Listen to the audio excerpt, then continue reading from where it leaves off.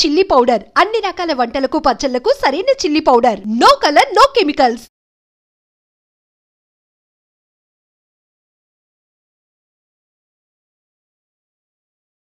నమస్కారం, welcome to I dream. Dharma Margam with Vijitha కార్యక్రమానికి స్వాగతం. ప్రస్తుతం మనతో పాటు ఉన్నారు ప్రముఖ ఆధ్యాత్మికవేత్త, విశ్వ నియమాల ప్రచారకురాలు లక్కరాజు నిర్మలమ్మ గారి. ప్రముఖతో మాట్లాడి మరిన్ని విషయాలు తెలుసుకుందాం. అమ్మ నమస్తే. నమస్తే. సాధారణంగా మనం చూస్తూనే ఉంటాము, ప్రతి ఒక్క కుటుంబంలో కూడా సమస్యలు అనేవి ఉంటూనే ఉంటాయి. కానీ కొన్ని కుటుంబాల్లో ప్రత్యేకించి ఆర్థికపరమైన సమస్యలు చాలా ఎక్కువగా ఉంటూ ఉంటాయి. ఎంత కాలం గడిచినా కాలం మారుతూ ఉంటుందే తప్ప ఇబ్బందుల నుంచి మాత్రం బయటపడట్లేదేమేమో అని చెప్పి ఆలోచిస్తూ ఉంటారు. అటువంటి వారికి మీరు ఏదైతే విశ్వ నియమాలని నమ్ముతున్నారో వాటి ప్రకారంగా ఏదైనా పరిహారం ఉంటే వివరించండి. తప్పకుండా ఉందాం. చాలా ఫోన్లు వస్తాయి నాకు.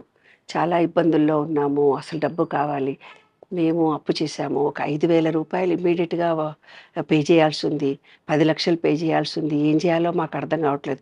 కొంతమంది పోలీస్ ఆఫీసర్స్, కొంతమంది బంగారం వ్యాపారస్తుడు ఒక ఆయన 5,000 కోట్లంట. ఆయనకి మెడ్రాస్లో బిజినెస్ 500 కోట్లు అప్పు చేశాడంట. ఆ అప్పు తీర్చినందుకు అతని బిజినెస్లన్నీ పోతాయంట. ఎట్లా నా డబ్బుల సమస్య తీరుతుంది మేడం అని అడిగాడు. అట్లా కొంతమంది రోజు ఫోన్ చేస్తూనే ఉంటారు నాన్న.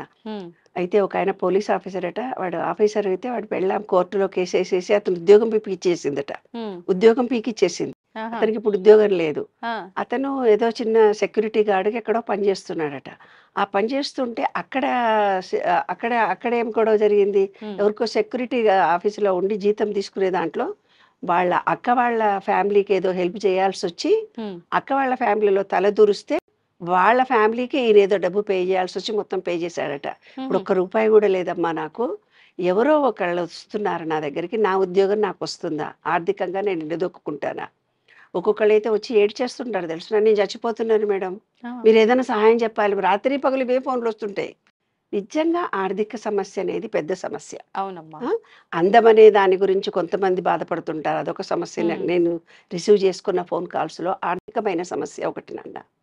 ఈ ఆర్థిక సమస్యకి కారణాలు ఏంటంటే ఏదైతే వాళ్ళ సబ్ కాన్షియస్ మైండ్లో రికార్డ్ అయి ఉంటాయి నాన్న. అయితే పూర్వీకులు ఏం చేసేవాళ్ళంటే చాలా డబ్బులకు ఇబ్బంది పడి, ఇప్పట్లాగా డబ్బు ఫ్రీగా ఉండేది కాదు. అంటే స్థిరాస్తులు ఉండేవి కానీ చరాస్తులు ఉండేవి కావు. అంటే ఉద్యోగం దొరికేది కాదు, ఉద్యోగం దొరికిన 100 రూపాయలు, తక్కువ జీతాలు ఉండేవి. అయితే ఆస్తులు బాగా ఎకరాలు. గురువారెడ్డి ఒక ఇంటర్వ్యూలు చెప్పడు, మాకు ఆస్తులు ఉండేవి కానీ మా చేతిలో డబ్బులు ఉండేవి కాదు, మేము నడిచి వెళ్ళేవాళ్ళము. 10 రూపాయలు కూడా మేము ఎంతో మంది అంటే పెద్ద పెద్ద వాళ్ళ ఇంటర్వ్యూలో మనం వింటాం కదా నాన్న. పూర్వీకులకి ఏంటంటే ఎకరాలు పొలాలు ఉండేవి.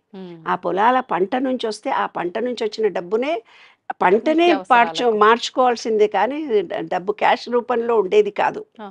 దానితో ఏంటంటే చాలా దరిద్రంగా బ్రతికేవాళ్ళు. ఆ మాట నేను అనకూడదు కానీ అలా బ్రతికేవాళ్ళు. ఎందుకంటే 1 రూపాయి పెళ్ళాలు ఖర్చు పెడతారని కొంతమంది పప్పులు, ఉప్పులు, చింతపండ్లు అల్మారలో వేసి అది ఎంత కావాలో అంత పెళ్ళానికి ఇచ్చి తాళం వేసుకునేవాళ్ళు తెలుసా. మా చుట్టాల్లో అబ్బో కొంచెం పప్పు ఎంత కావాలో అంతే పప్పు, ఎన్ని బియ్యం కావాలో అంతే బియ్యం, 6గురికో 10 మందికో వంట చేయాలంటే ఎన్ని కట్టెలు కావాలో అన్ని కట్టెలు పిడికలు మాత్రమే. ఎక్కువ ఖర్చు పెడితే వంట పెట్టి వెళ్ళిపోతే మళ్ళీ అంత కంజూషిగా బ్రతికినటువంటి ఫ్యామిలీస్ అనమాట. ఎప్పుడు ఒక 50 ఏళ్ల క్రితం సంగతి నేను చెప్తున్నాను. ఇప్పుడు వాళ్ళు మంచి పొజిషన్లో ఉన్నారు. ఒక అడ్వకేట్ ఉన్నాడు నా దగ్గర, అడ్వకేట్. ఆయనకు మ్యారేజ్ కాలేదు కానీ వాళ్ళ ఎంత దరిద్రంగా బ్రతికాడు. ఇందాక చెప్పినటువంటి కఠినమైన పరిస్థితుల్లో నడిచి వెళ్ళాల్సిందే, 1 రూపాయికి గీచుకోమని బ్రతకాల్సిందే. ఎవరికన్నా 1 రూపాయలంటే పెద్దవాళ్ళు బండబూతులు తిట్టి అరిచేవాళ్ళు. 1 రూపాయి ఇవ్వాలన్నా కూడా కష్టం. అంటే వాళ్ళకి ఏదైనా కోరిక తీరాలి అంటే అమ్మా నాన్న 1 రూపాయి కూడా ధరిచిచ్చేవాళ్ళు గారు. కాళ్ళకు చెప్పులు లేకుండా వెళ్ళడం. ఆ 1 రూపాయి సంపాదించడానికి వీళ్ళు కూడా ఎంగేజ్ వచ్చిన తర్వాత చాలా కష్టపడితే కానీ కొంత డబ్బు వచ్చేది కాదు. అలాంటి వాళ్ళకి వాళ్ళ కోట్ల రూపాయల డబ్బులున్నా కూడా 1 రూపాయి ఖర్చు పెట్టరు, గొడవ పెడతారు. ఎందుకు? వాళ్ళ సబ్ కాన్షియస్ మైండ్లో అంత డబ్బు లేకుండా ఇబ్బంది పడినటువంటి సిచ్యువేషన్స్. వాళ్ళు 7 సంవత్సరాల వరకు వాళ్ళు ఏదైతే సబ్ కాన్షియస్ మైండ్లో డబ్బులకు ఇబ్బంది కలిగి చూశారో అదే విధంగా ప్రవర్తిస్తారు. వాళ్ళ దగ్గర డబ్బులున్న 1 రూపాయి కూడా గొడవ పెడతారు. అది ఒక అడ్వకేటు రీసెంట్గా చనిపోయారు. నిన్న మాకు టాపిక్ వచ్చింది. ఆయన మా ఫ్యామిలీ ఫ్రెండ్, మెంటల్లీ రిటార్డెడ్. మేము స్కూల్ రన్ చేస్తున్నప్పుడు కూడా మాతో కూడా ఆయన ప్రెసిడెంట్గా కూడా ఉన్నాడు. ఆయన చనిపోయే నాటికి అసలు ఏనాడు కారు ఆయననే నడపాలి, డ్రైవర్కి ఇచ్చేవాడు కాదు. మా ఇంటికి వచ్చినప్పుడు కూడా ఎవరైనా మేము అన్నం పెడితే తినేవాడు అంతే. మనం హోటల్కి పోదామని కూడా ఒక రోజు మెంటల్లీ రిటార్డెడ్ స్కూల్ వీళ్ళు రన్ చేస్తున్నారు కదా, ఒక 10 రూపాయలు డొనేషన్ ఇద్దామని కూడా ఆయన మనసు రాలేదు, ఇవ్వలేదు. ఆయన చనిపోయిన తర్వాత 50 కోట్ల రూపాయలు చనిపోయి ఆయన ఒక్కడే కిడ్నీలు పాడయ్యి రోజు బ్లడ్ ట్రాన్స్ఫర్ ఏదో చేసుకుంటారు కదా, అంతా క్లీన్ చేసుకొని అలా ఉండి తీరా ఆయన అల్మారాలో చూస్తే 50 కోట్ల రూపాయలు ఆస్తుందట. ఆస్తుల రూపంలో ఉన్నాయి. క్యాష్ ఉంది. ఏనాడు ఆయన అనుభవించలేదు. ఒక డ్రైవర్ను పెట్టుకోలేదు. ఒక మంచి ఫుడ్ తినడానికి మంచి స్టార్ హోటల్కి వెళ్ళేవాడు కాదు. చిన్న నార్మల్ మెస్ ఉంటే చూడు, ఆ మెస్సులో కూర్చొని భోజనం చేసి వచ్చేవాడు. మాకు ఇంకో తాతయ్య ఉన్నాడు. మా తాతయ్య ఏం చేసేవాడట, మా నాన్నల అన్నతమ్ములు వాళ్ళ కోట్ల రూపాయల ఆస్తులున్నా కూడా పిల్లలకి ఇవ్వాల్సి వస్తే డబ్బు ఖర్చు అవుతుందని పిల్లలకు ఫోన్లు కూడా చేసేవాళ్ళు గారు. ఫోన్ చేస్తే 2 రూపాయలు ఖర్చు అవుతాయని.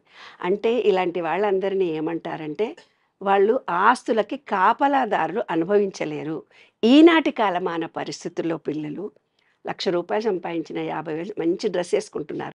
హోటల్కి వెళ్ళి సాయంత్రము ఎంత మంచిగా ఎంజాయ్ చేసి నచ్చిన హోటల్లో వీకెండ్ వచ్చింది, సాటర్డే సండే అంటే ఎంత మంచి స్థలాలకు వచ్చి ఎంజాయ్ చేసి వస్తున్నారు. మేము మెంటల్లీ రిటార్డెడ్ స్కూల్ రన్ చేసేటప్పుడు మాకు ఫారినర్స్ వచ్చి విజిట్ చేశారు. విజిట్ చేసి నన్ను ఆయన అడిగారు, మీరు వీకెండ్ ఏం చేస్తారంటే ఇల్లు ఉడిచి దుమ్ము దులుపుకుంటాం, గిన్నెలు కడుక్కుంటాం, ఇల్లు ఉడిచి దుమ్ము దులుపుకుంటాం. బయటికి వెళ్ళాలని తెలియదుగా. మా ఏజ్ వరకు వీకెండ్ సంగతి ఇలా ఎంజాయ్ చేయాలని తెలియదు.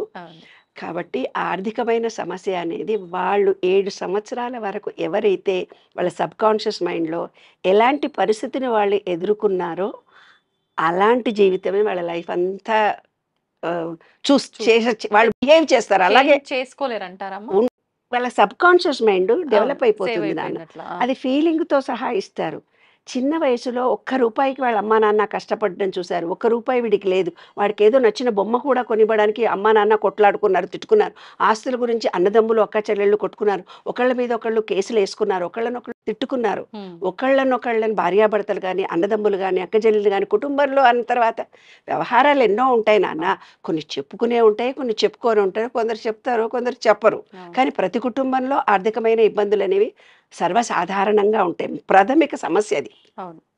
కాబట్టి వాళ్ళు పెరిగినటువంటి వాతావరణంలో వాళ్ళు ఏర్పరచుకున్న భావం వల్ల ఉంటుంది 30%. ఇంకొక 30% వాళ్ళ డిఎన్ఏలో వస్తుంది. అయితే ఒక తండ్రి ఏం చేస్తాడంటే చిట్ ఫండ్ కంపెనీ నడుపుతాడు, 100 మందిని మోసం చేస్తాడు. వాళ్ళ పిల్లలకు డబ్బులకు చాలా ఇబ్బంది పడతారు. ఎవరైతే వాళ్ళు చాలా ఇబ్బందికరమైన పరిస్థితిని ఎంతమంది ఏడ్చుంటారు కదా, వాళ్ళ డిఎన్ఏలో వస్తే ఆర్థికమైన ఇబ్బందులతోటి కొంతమంది ఫోన్ చేసి 1 రూపాయి కూడా లేదు, మా దగ్గర డబ్బులు లేవు, మేమేం చేయాలి మేడం అంటే వెళ్ళి గుడి గడగండి పాజిటివ్ ఎనర్జీ వస్తుంది అని చెప్తాను. కాబట్టి ఎవరైతే వాళ్ళ డిఎన్ఏలో ఏదైతే వాళ్ళకు వచ్చిందో అంటే వాళ్ళ పాప కర్మలను పూర్తిగా నివృత్తి చేసుకుంటే కానీ ఆర్థికంగా రావాలి అంటే ఇప్పుడు చూడండి అన్న, నేను విషయంతో మాట్లాడతానంటే అదొక ఎనర్జీ. ఆర్థికమైన స్వతంత్రత నాకు రావాలనే దానికి ఇంకా ఎక్కువ ఎనర్జీ ఉపయోగించాలి.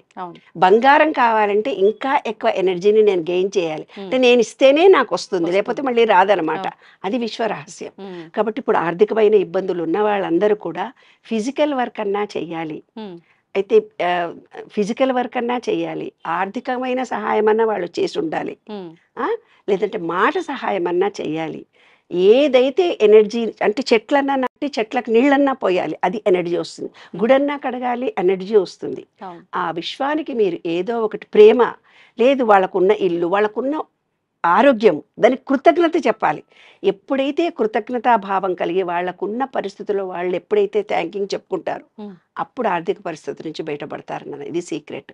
అంటే ఏంటి, శుభ్రమైన ఇల్లు శుభ్రంగా ఉండాలి, మాట శుభ్రంగా ఉండాలి, మనసు శుభ్రంగా ఉండాలి.